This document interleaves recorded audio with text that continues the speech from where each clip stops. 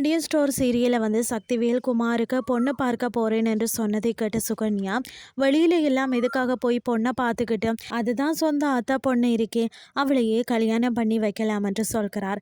அதை கேட்ட சக்திவேல் கோபமாக, உனக்கு வேற பொண்ணே கிடைக்காதான்னு சொல்லி கேட்கிறார். பிறகு சக்திவேல் குமாரை பார்த்து, என்ற பையனுக்கு பெரிய இடத்துல பொண்ணை பார்த்து நான் வந்து கட்டி வைக்கிறேன் என்று சொல்கிறார். அதனைத் தொடர்ந்து சரவணன், கதிர் எல்லாரும் ஒண்ணா இருந்து குடிச்சிட்டு வீட்டுக்கு வெளியில நிற்கிறார்கள். அந்த நேரம் பார்த்து பாண்டியன் அங்க வந்து, எதுக்காக எல்லாரும் வெளியில நிக்கிறீங்க என்று கேட்கிறார்.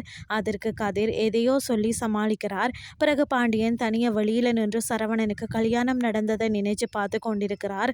அதனை அடுத்து பாண்டியன் பழனியை பார்த்து, சரவணன் விஷயத்துல நான் பெரிய தப்பு பண்ணிட்டேன் என்று சொல்கிறார். அதை கேட்ட பழனி, எல்லாத்தையும் பார்த்துக்கலாம் மச்சான், பேசாமல் தூங்குங்கன்னு சொல்கிறார். மறுநாள் காலையில பாண்டியன் சரவணனை பார்த்து, உனக்கு என் மேல வந்து கோபம் எதுவும் இருக்கா என்று கேட்கிறார். அதற்கு சரவணன், அப்படியெல்லாம் ஒன்றும் இல்லை என்று சொல்கிறார். இதுதான் இன்றைய நாளுக்கான எபிசோட்.